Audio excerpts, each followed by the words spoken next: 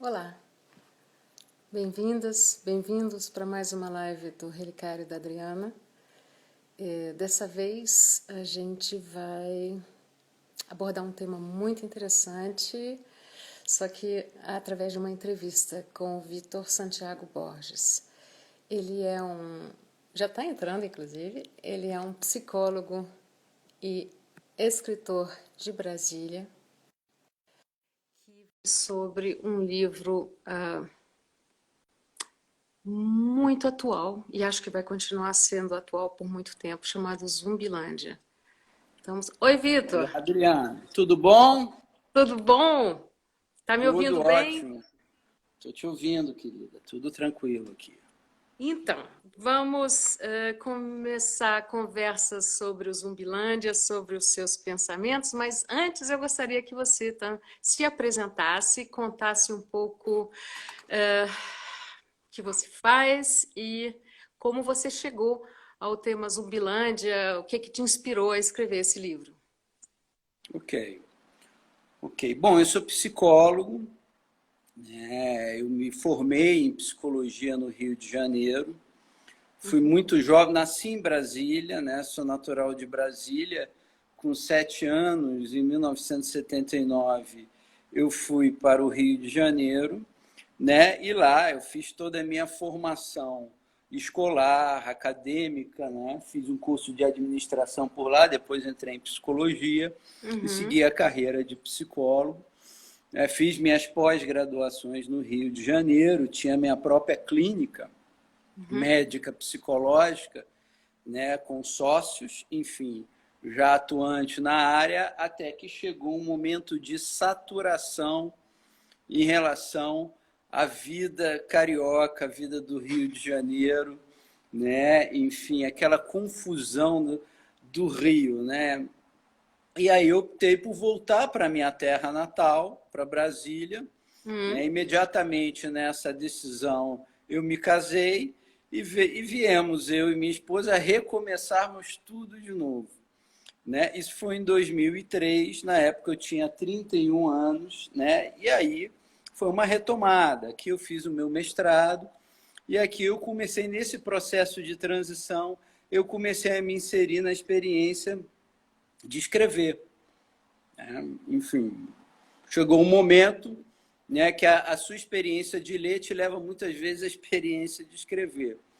E em 2004 eu publiquei meu primeiro livro aqui em Brasília, A Unidade da Alma, né? Na época eu estava fazendo também um curso de mestrado, e daí surgiu uma publicação na área da psicanálise, né? O Sentimento Oceânico, o debate entre Sigmund Freud e Romain Rolland sobre o misticismo. E aí eu comecei a escrever as obras que me encantavam, as áreas do meu interesse, que é fundamentalmente a área da psicologia e da espiritualidade, né? Enfim, depois vieram Antes de Cristo, depois Jesus, a História da Espiritualidade Ocidental, que é aquele livro que realmente eu não tenho arrependimentos, né? Todo livro a gente tem um pouco de arrependimento, Tem. podia ter mudado aqui, ali e tal, mas a História da Espiritualidade Ocidental me trouxe o bem-estar de uma obra acabada. E Zumbilândia surgiu de uma conversa com o meu editor, o Vitor Tagore, né, em que ele falou assim: Vitor, agora eu acho que é interessante você colocar um texto provocativo, né? E na verdade serviu de uma catarse, né, Adriana? Esse texto é um texto acima de tudo catártico, porque a linguagem dele é uma linguagem mais provocativa, mais ácida, enfim, em que ali eu tento, vamos dizer assim, organizar ou ordenar aquilo que eu enxergo como os elementos fundamentais da nossa doença civilizatória atual, Que né? seria? Que seria, na verdade, que iria ao encontro, né, de uma mitologia sustentada por uma mentalidade, né? Enfim, então a gente vive hoje dentro do contexto cultural, né, midiático, com a mitologia zumbi muito inserida, né? Há uma quantidade enorme de produções e de conteúdos cinematográficos e seriados a respeito, né? E nisso eu vi nada mais do que o mito da nossa época. O mito de uma época é o reflexo da mentalidade de uma época, porque a gente está vivendo dentro de uma cultura que vem se tornando, em muitos estratos, né? É uma cultura zumbi, que a gente pode caracterizar dentro da seguinte psicodinâmica, ou de um princípio psicológico de um sujeito que é movido por apetites insaciáveis e que vai sofrendo, em razão disso, né, um rebaixamento, né, da consciência, da sua própria consciência, da sua capacidade de inteligir as coisas com clareza, porque à medida em que eu invisto no homem social, sensual, desculpa, no homem sensual, né, eu inibo, né, e inevitavelmente, né, um homem de sensibilidade, consciente e espiritual, né? Então, Zumbilândia vai por aí, né, e é a tentativa de analisar, né, essas dificuldades e esses desafios da nossa época, Adriana. Enfim, né? Basicamente isso é a pegada do texto. Você traz uns autores que eu adoro, você faz umas citações muito bonitas, uma bem curtinha de um grande pensador, não muito conhecido, mas imenso, que é o Teilhard de Chardin, que diz ver ou perecer. Você traz Santo Agostinho, que diz o desejo é a presença de uma ausência. E logo depois, quando a gente continua o texto, você pega um gancho para falar sobre compulsão. Dá para você olhar de novo, contar para a gente da onde veio a sua necessidade, a sua vontade de citar autores tão substanciais para a gente e a compulsão atual, que é uma compulsão quase que pelo um narcisismo indiferenciado. Sim, sim. Esses autores, né, eu cito ao longo do texto autores com quem eu tenho uma identidade, obviamente, afetiva, né? São autores que me ajudaram na minha formação humana. E aqui eu quero, vamos dizer assim, deixar claro, né, que a nossa formação humana não é a nossa formação acadêmica, né? Enfim, Oh, claro. nós temos uma formação acadêmica, uma formação formal na academia, né, que é importante nós termos, né? Nós nos especializarmos, fazermos o nosso mestrado e nos aprofundarmos, né, na nossa vida intelectual acadêmica, mas a formação humana continua para além, né, dos limites acadêmicos, e a minha formação informal sempre foi uma linha paralela que eu sempre alimentei, né, independente das demandas acadêmicas, né? Então, Teilhard de Chardin eu conheci, vamos dizer assim, a partir da minha busca interior. Santo Agostinho também, né? E outros autores, como Henri Bergson, que eu cito também aí no texto, enfim, e muitos outros, né? Enfim, então essa formação informal, né, que continua muito viva, e eu vou levar ela para a minha vida inteira, né? Ela foi amadurecendo a minha visão, né? A minha compreensão a respeito da minha própria existencialidade, né? E da existencialidade do mundo. Então, o meu olhar para o mundo, e Teilhard de Chardin fala isso, ver ou perecer, porque, na verdade, o homem vai se realizar no âmbito da sua visão, ou seja, da sua compreensão, da sua inteligência. Então, o homem deve ser um ser que intelige, e não apenas um ser que sente. Bom, entrando na questão da compulsão, né, a compulsão nada mais é do que a síndrome de um vazio. Quanto mais compulsivo eu estou, né, mais estéril interiormente eu me encontro. O sentimento de vazio existencial é tremendo, né? Um grande psicoterapeuta que você conhece, né, moderno, né? Enfim, Viktor Frankl, fundador da logoterapia, ele chama atenção para as chamadas neuroses noogênicas, né, que são as neuroses caracterizadas pelo vazio existencial e que estão presentes na nossa sociedade, de um homem vazio porque é um homem compulsivo e de um homem compulsivo porque é um homem vazio. Então, agora, existe, obviamente, né, toda a formação de uma cultura humana nessa direção. Essa história não começou agora. Não. Né? Isso começa há séculos. Né? E agora é como se a gente estivesse num estado de amadurecimento, né, de todo esse processo. Amadurecimento negativo. Né? Sim. Enfim. Você coloca duas frases muito impactantes, de muito potencial reflexivo. Em algum momento do livro, eu não sei mais onde, você fala que a gente tem, nesse momento, uma tendência grande de buscar o próprio valor refletido no olhar do outro. Isso é uma colocação muito importante, porque ela também tem um peso midiático, né? A importância da mídia gerando fantasias. E depois tem uma outra frase que eu anotei, que você falou que eu gostei demais, porque também é muito densa, me levou a te perguntar o seguinte: você fala que nós vivemos uma realidade real e uma realidade virtual, e a virtual ela começa a ter mais peso na gente, então a gente busca no outro um valor, no olhar do outro, na visão do outro, e eu gostaria de saber de você como lidar com a ilusão da fantasia midiática que parece substituir a realidade concreta. Isso daí é um dos sintomas, né, de uma sociedade que vai se tornando zumbi, né? Enfim, obviamente que a questão do olhar do outro é um problema psicológico que a gente precisa equacionar ao longo da nossa vida e que essa equação ela se fecha quando a gente vai amadurecendo, chegando a uma maturidade, né?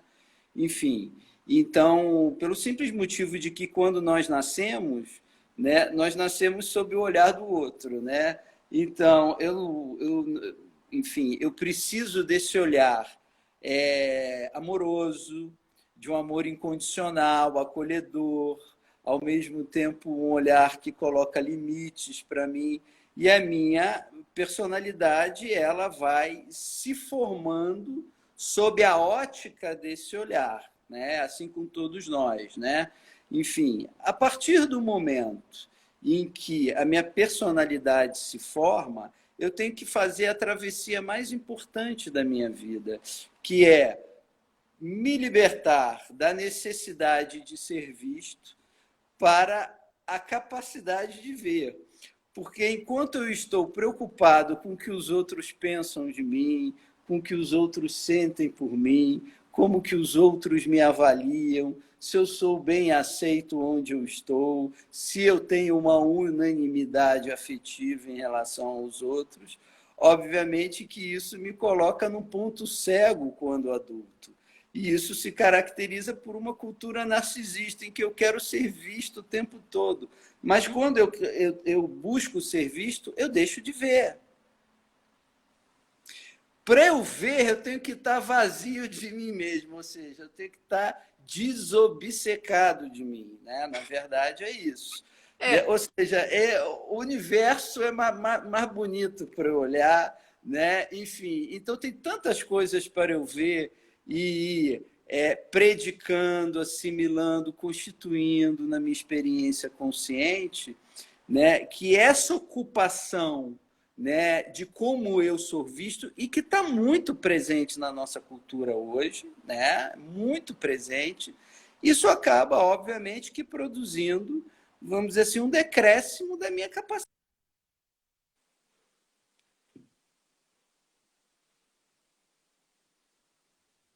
Eu acho que foi meu, mas já desliguei, enfim. Ah, tá. Entende, Adriana? Então, Hum. Teve uma interrupçãozinha, né? Porque ligaram para mim aqui agora. Enfim, essas coisas a gente não controla. Não, e não tem o menor problema, faz parte. Faz parte. Pois é. Faz. Enfim. Então, essa questão das compulsões, né? Elas também estão relacionadas a essa necessidade da minha validação, né? Quando eu não me sinto validado, quando eu me sinto criticado, fragilizado, porque não estou sendo bem aceito dentro, enfim, da ótica dos outros, né? Eu busco elementos de gratificação, né? E isso me leva também a compulsões, porque eu fico ansioso. A compulsão é uma resposta à ansiedade, é uma tentativa de calar a ansiedade. Mas, em vez de calar a ansiedade, ela apenas fomenta a ansiedade, né? Porque eu fico num circuito fechado e viciado, né? Enfim. Ei, Vitor, como promover, como gerar autocontato, criatividade, momentos de solidão saudáveis? Como gerar isso numa sociedade, num momento de crise e numa sociedade tão carente da curtida do outro? Sim, tão carente da curtida do outro, né? Exatamente. Eu penso o seguinte, o que acontece? Nós estamos num processo irreversível, né? A gente está vivendo a morte de uma cultura, né? A gente está chegando a um final, né? De um paradigma cultural, civilizacional, e isso só vem com o sofrimento e com a transformação. As consequências elas estão surgindo, né, cada vez mais, né? Bom, então o processo ele é irreversível. Mas independente disso, nós continuamos vivendo e lutando e buscando, né, os nossos espaços de elucidação, né? Então eu acho que a possibilidade passa por um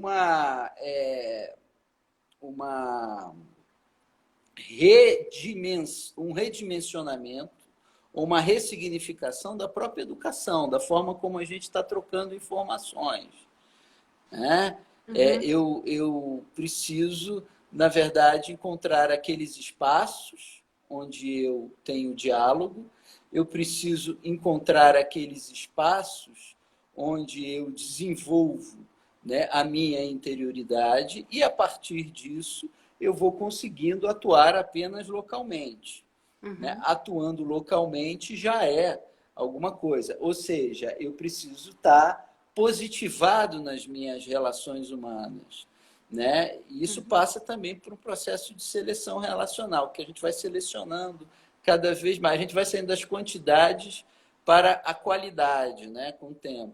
E lapidando nossa inteligência emocional, com E certeza. lapidando a nossa inteligência emocional, que é, vamos dizer assim, a capacidade de nós enxergarmos como nós estamos nas mais diversas situações e quais são as melhores decisões a serem tomadas. Então, eu estou trazendo a dimensão da reflexão para a minha emoção, né?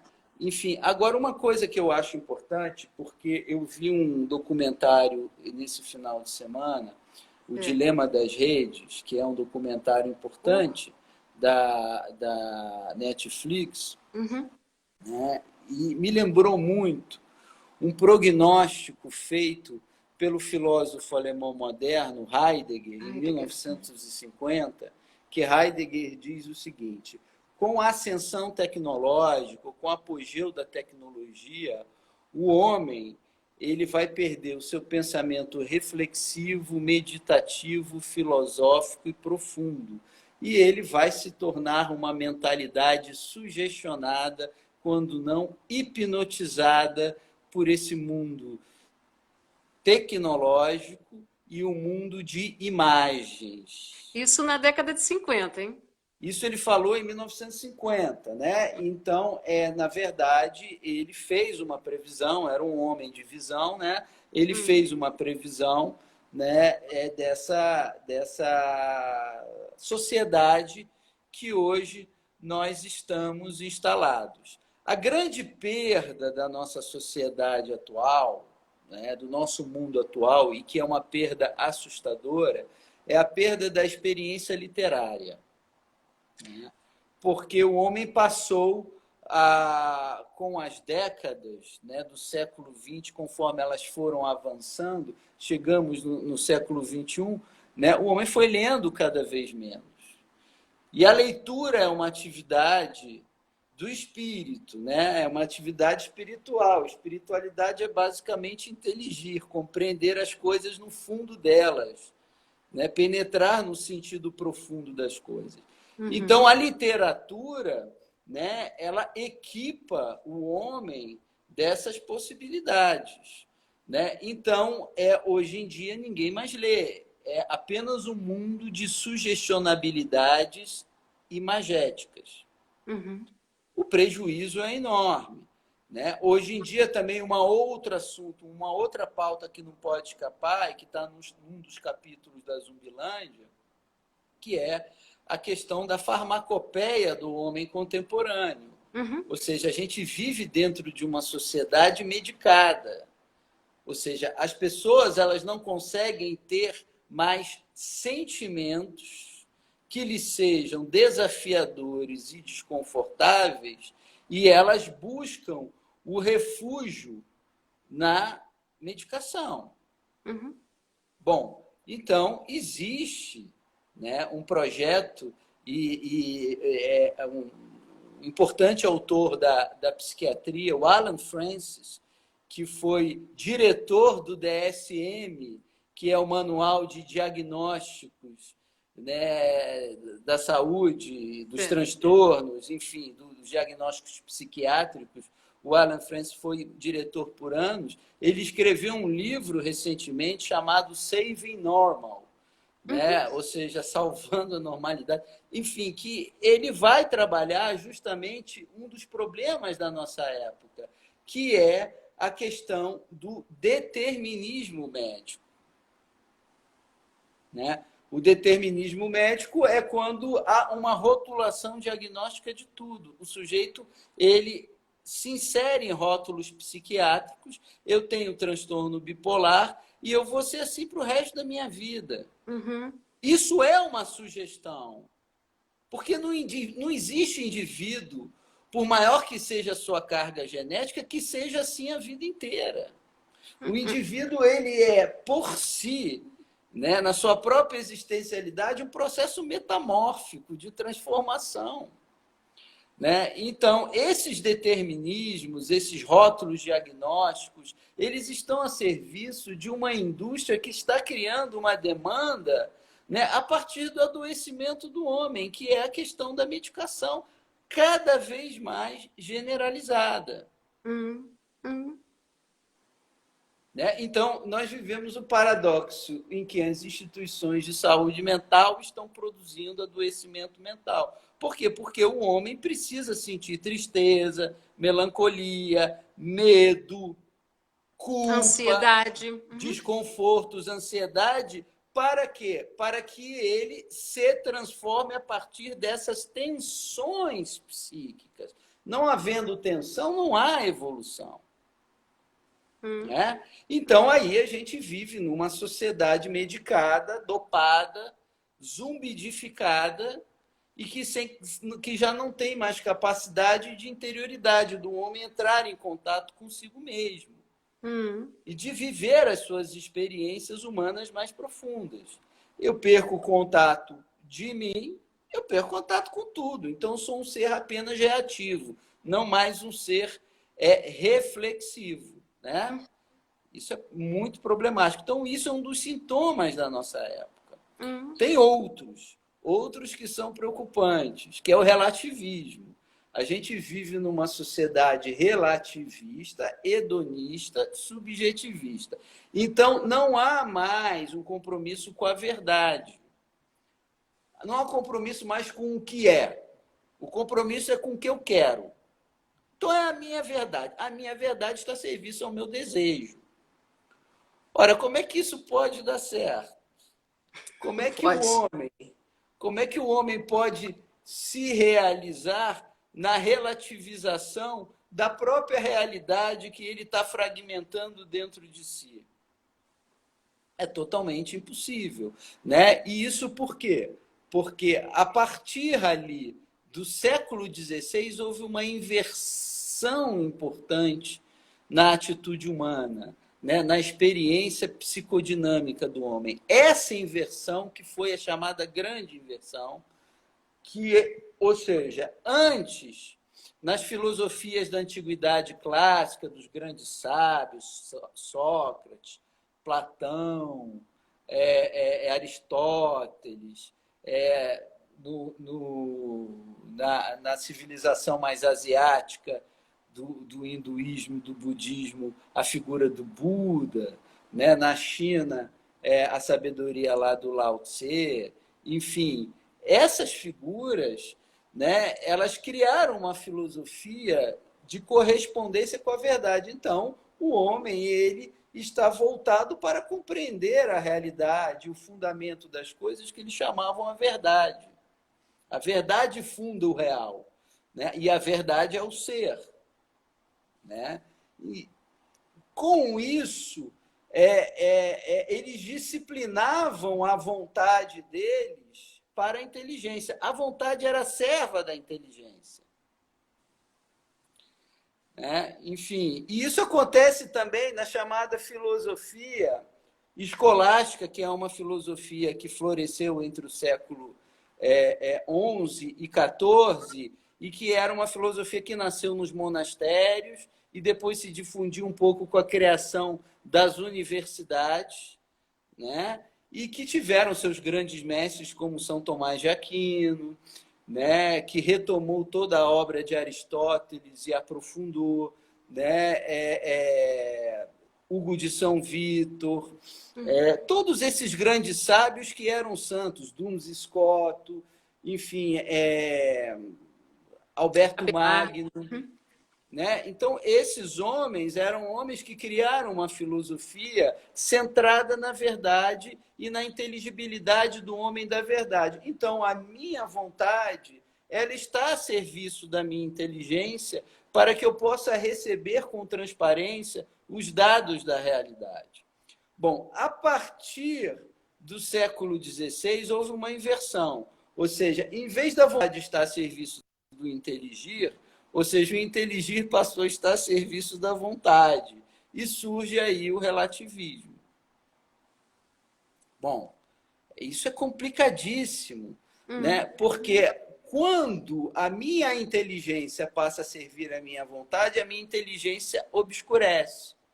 E a sociedade está caminhando para um declínio da moralidade, a perda de compreensão do certo e do errado, do belo, do feio, do falso e do verdadeiro, porque agora é aquilo que eu quero privadamente que define a realidade das coisas, e não é, vamos dizer assim, a realidade das coisas que se comunica mais ao meu espírito, né? Bom, isso é um declínio psicológico e hoje nós vivemos dentro do que nós podemos chamar de uma anomia social. Né? A sociedade é uma sociedade que não consegue mais dar nomes, a sociedade que a gente vive, o certo e o errado, né? O bem e o mal, é uma sociedade que está completamente confusa, anômica, e Émile Durkheim, o grande psicólogo social, ele dizia, quando uma sociedade ela se torna anômica, ela entra no processo de anomia, o aumento de suicídio dispara. O que acontece no Brasil hoje? Ou seja, os suicídios dos jovens, a gente está ali na ponta das estatísticas, liderando. Por quê? Porque essa é a grande crise da civilização. A gente está vivendo uma inversão das potências humanas. Em vez da vontade de servir a inteligência foi sequestrada pela vontade, e isso caracteriza uma cultura hedonista, que é uma cultura sem consistência, que vai se fragilizando e que vai se esboroando por si mesma. E faz uma coisa que você fala no livro, que é apodrecendo antes de amadurecer. Exatamente. Um capítulo realmente assim substancial do seu livro. Parabéns, assim, Obrigado. muito bom. Eu gostaria que você falasse sobre uma coisa que eu acho que é muito importante, que um pouco pega vários aspectos que você já vem colocando, que tem a ver com a literatura e tem a ver também com uma frase de Henri Bergson que está no seu livro, que é: para um ser consciente, existir consiste em mudar, mudar para amadurecer, amadurecer para se criar a si mesmo indefinidamente. Bom, Põe isso, por favor, em contato com a literatura. é, na verdade, o que que acontece? Né? Como é que a gente define a nossa própria existencialidade? Né? A própria ciência tratou em definir isso, né? Ou seja, nós somos caracterizados por uma nomenclatura que nos distingue de outras existencialidades, né? Nós somos Homo sapiens, Uhum, né? Portanto, a finalidade do meu ser, a minha finalidade de existir, está no saber, né? Então, eu preciso chegar à condição sapiente. Ora, como é que eu vou chegar à condição sapiente? Pelo caminho do conhecimento. E o caminho do conhecimento, na verdade, ele é, né, principalmente, ou em termos de protagonismo, ele é literário. uhum, Né? Eu posso encontrar outras vias de conhecimento. Por exemplo, se eu sigo o caminho da meditação e da oração, que é a via contemplativa, né, que você conhece, por exemplo, aí de Santa Teresa de Ávila, enfim, esse caminho do castelo interior, das moradas, é uma via de conhecimento, uhum, é uma via de assimilação, né, mas é uma via de disciplina, de uma intensa disciplina na oração, né, que leva a uma consciência superior, né, que me leva a um estado de sapiência, de compreender as coisas com mais profundidade. Agora, a via comum, né, que não é a via dos contemplativos, é a via da literatura. uhum.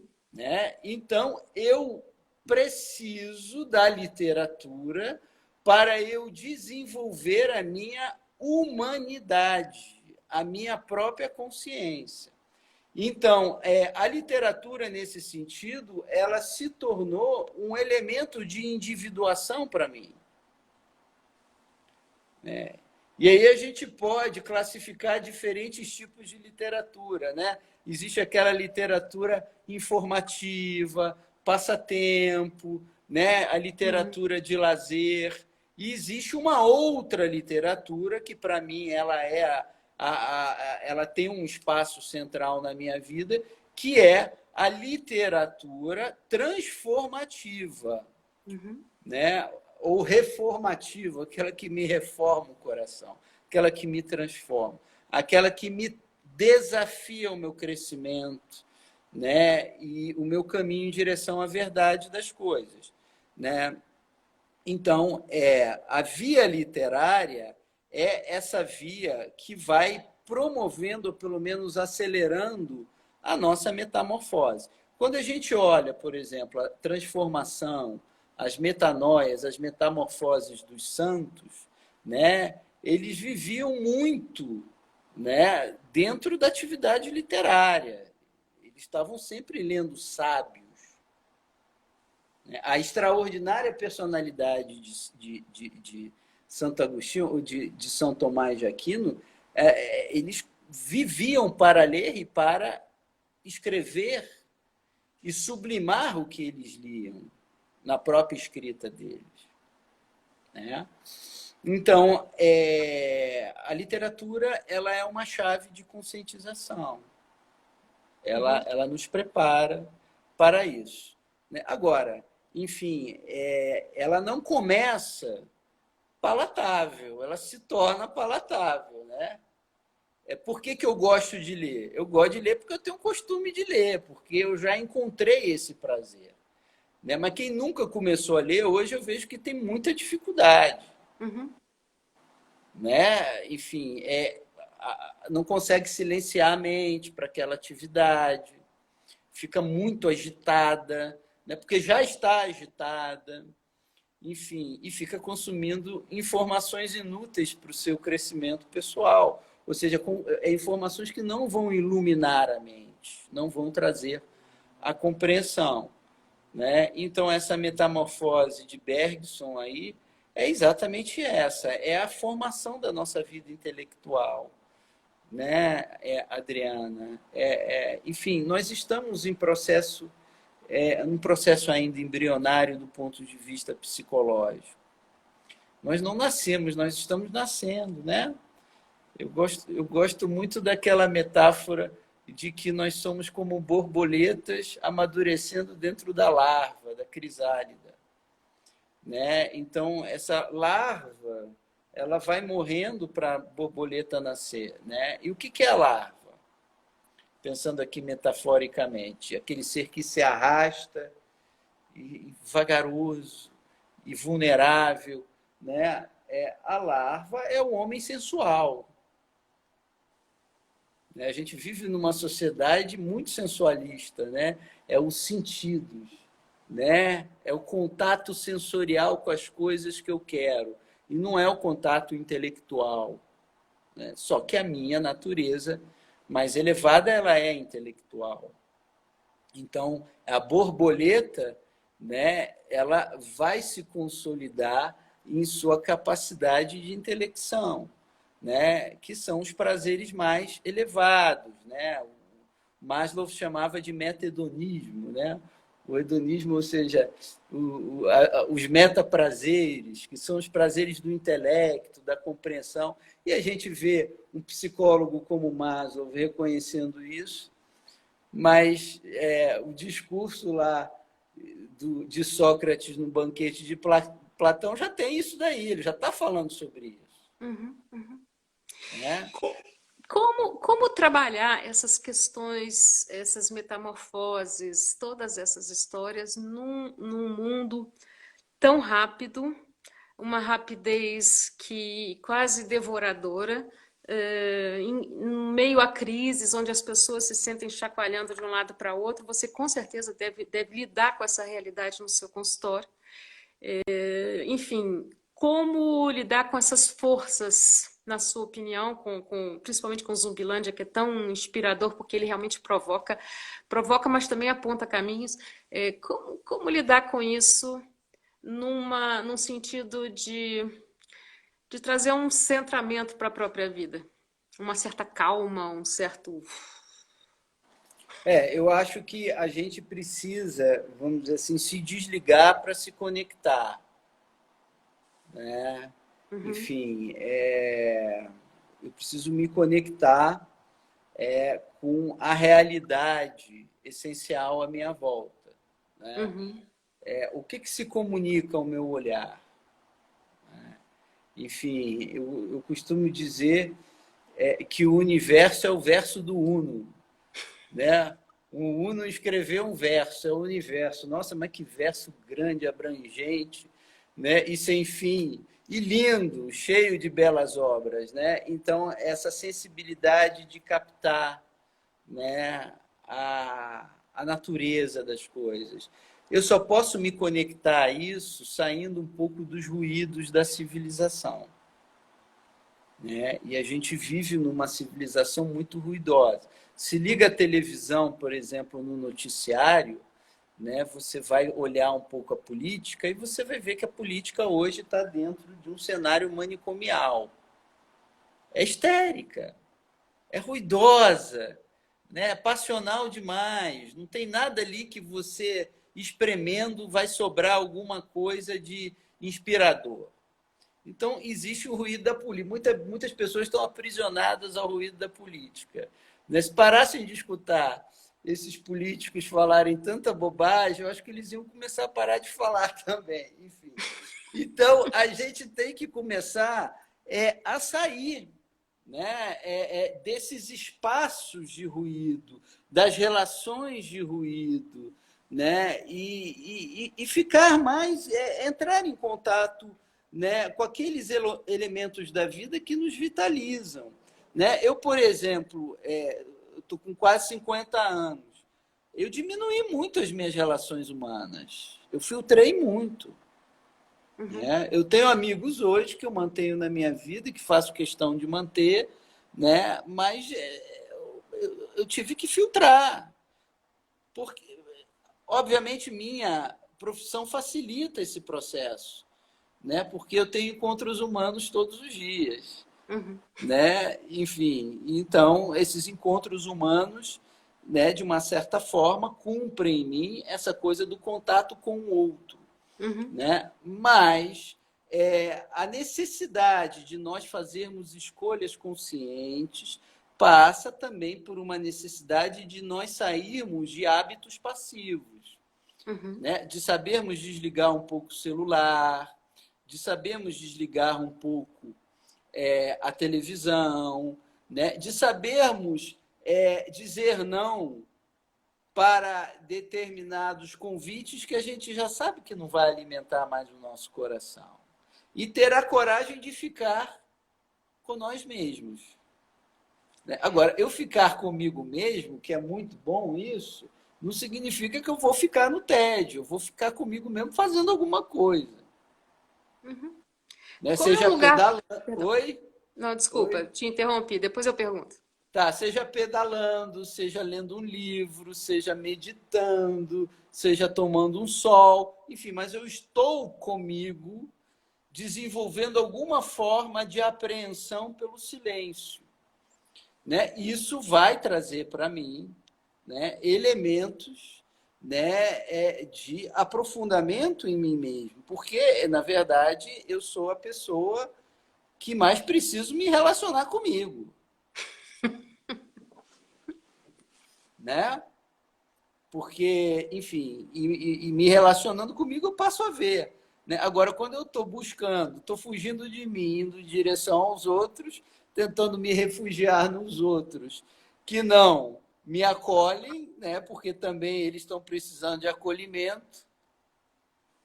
É uma grande babel emocional isso daí, ninguém se entende, né? Ou E seja, nesse caso você já respondeu a minha pergunta. Eu ia perguntar qual era o lugar do silêncio na sua vida e como é, o que é para você um silêncio criativo. Aí você já começou a é, falar.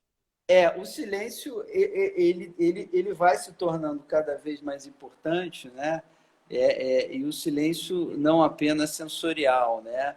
Mas o silêncio mental mesmo, né? Enfim, o silêncio da fala, né?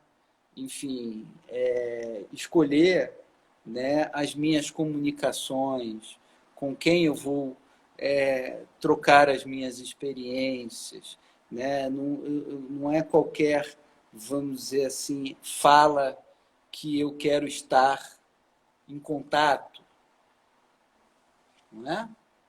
Enfim, eu descobri também que a nossa relação com o humano, ela não se dá, né, apenas com o outro humano, mas se dá com a obra que o ser humano deixou. Né? Então, eu lendo, quando eu leio, por exemplo, o Santo Agostinho, eu me sinto amigo dele. Ele está próximo de mim. Ele está falando no meu coração. É ele que está falando. Não estou falando nada para ele, mas ele está falando muita coisa para mim. Né? Mas esse cara viveu em outro tempo.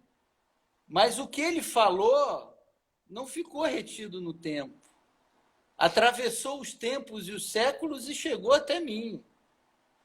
Né? Um indivíduo desse é poderoso, né? Porque o que ele escreveu no século V, o pessoal está lendo até hoje. Isso é poder, né? Aquilo que o Jung chama de personalidade humana. Humana. Né? Personalidade, vamos dizer assim, vitalizante, né? Cheia de vida.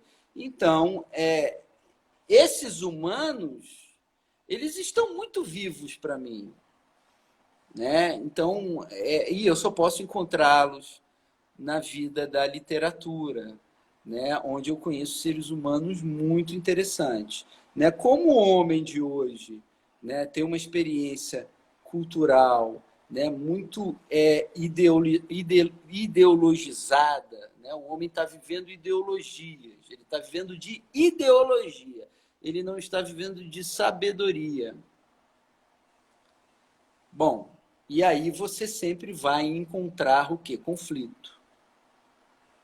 Porque a ideologia, né? Ideologia tem a ver com... Ela é um ídolo do pensamento. É um simulacro, né? Então, a ideologia, ela não te coloca em contato com o real das coisas. Ela te coloca em contato com ideias e princípios aos quais você se identifica. Uhum. Isso tem a ver também, vamos dizer assim, com essa condição narcisista da nossa sociedade. Porque eu entendo o que eu quero. Ideologia é isso, eu estou entendendo o que eu quero entender. Né? Ou seja, aquilo que a gente falou, a inteligência ficou refém das vontades. Saímos do mundo da objetividade e caímos no mundo da subjetividade. Então ninguém mais se comunica. Eu me lembro muito ali, né, do mito da Babel, né, Babel bíblica. Os homens não conversavam mais entre eles e se dispersaram. As forças de dispersão. Né? Enfim, que vem justamente disso daí, né? Dessa dificuldade do homem, né, sair do seu querer para entrar na ordem do ser, daquilo que é. Uhum.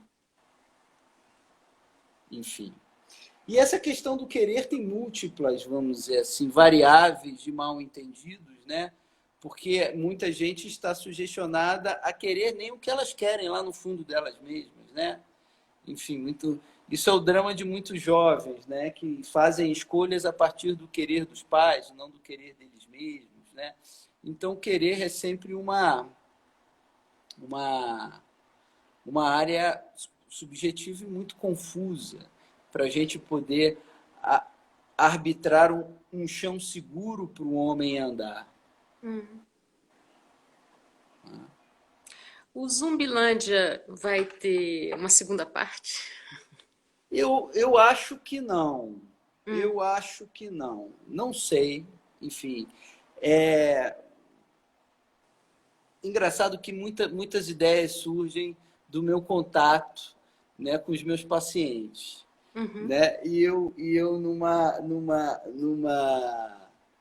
numa sessão com um paciente meu, a gente entrou numa reflexão interessante sobre o nosso tempo e tal, né? E a gente chegou ao seguinte termo, o homem insípido da nossa época. Ele falou assim, pois é, Vitor, por que você não escreve um homem insípido?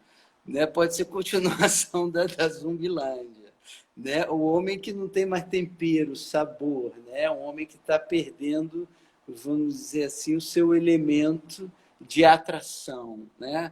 Enfim, aí eu pensei, pô, isso seria uma continuidade, né? Mas aquilo foi um momento ali que surgiu essa ideia, eu não sei. Pode ser, eu não posso dizer que desta água eu não beberei novamente, né? Pode ser que ele volte, né? Mas, de todo modo, eu estou com um novo projeto literário, né? Que é o meu primeiro romance, né? O Nascimento dos Imortais, em que eu tento trabalhar a questão da espiritualidade, do caminho da espiritualidade humana a partir da antiguidade, né? E o caminho começa ali com Siddhartha Sakyamuni, o Buda, com 65 anos, fazendo mais uma travessia espiritual, né? Vivendo uma nova crise, né?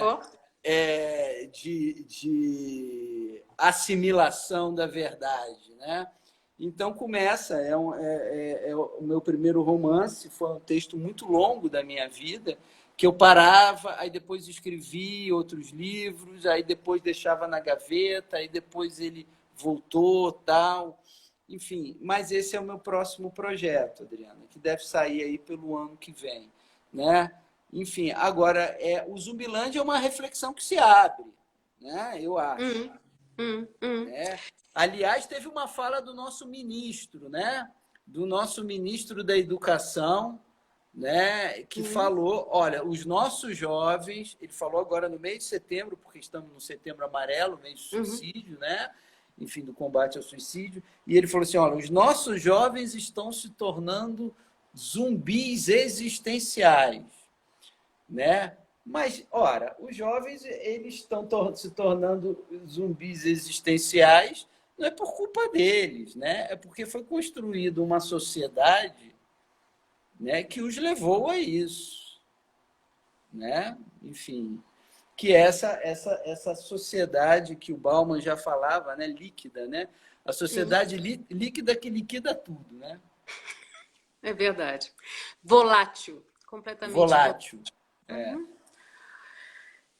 Vitor, você sabe que a gente tem aqui uma limitação de tempo. Daqui a pouco o Instagram vai cortar essa conversa, mas ela vai ficar aqui no Relicário. Eu também vou te mandar uma cópia. Ótimo. E eu agradeço muito, muito a sua disponibilidade de participar, de contar algo que eu tenho certeza que pode se estender por muito tempo, que é clássico, antigo, novo ao mesmo tempo.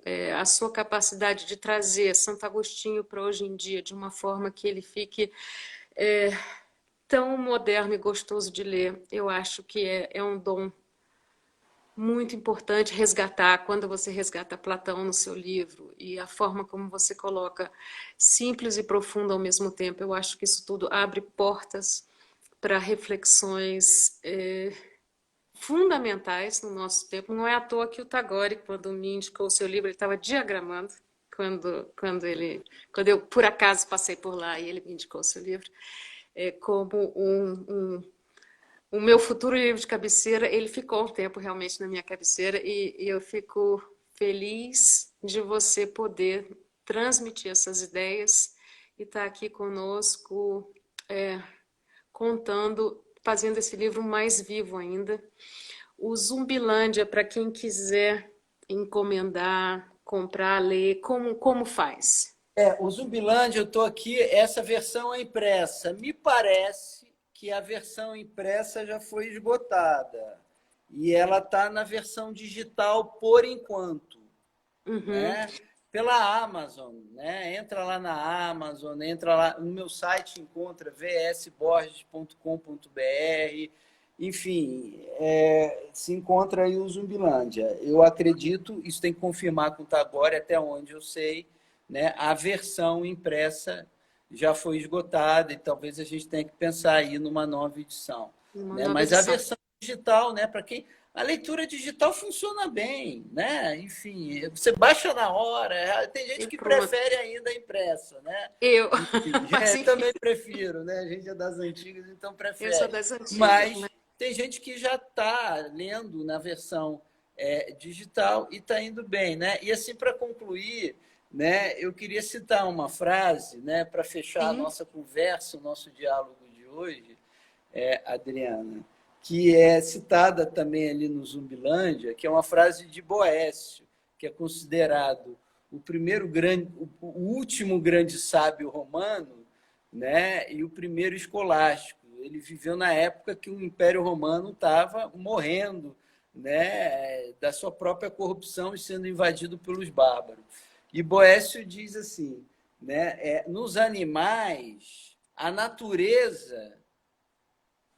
Nos animais, a ignorância é a natureza. Nos homens, a ignorância é vício. Né?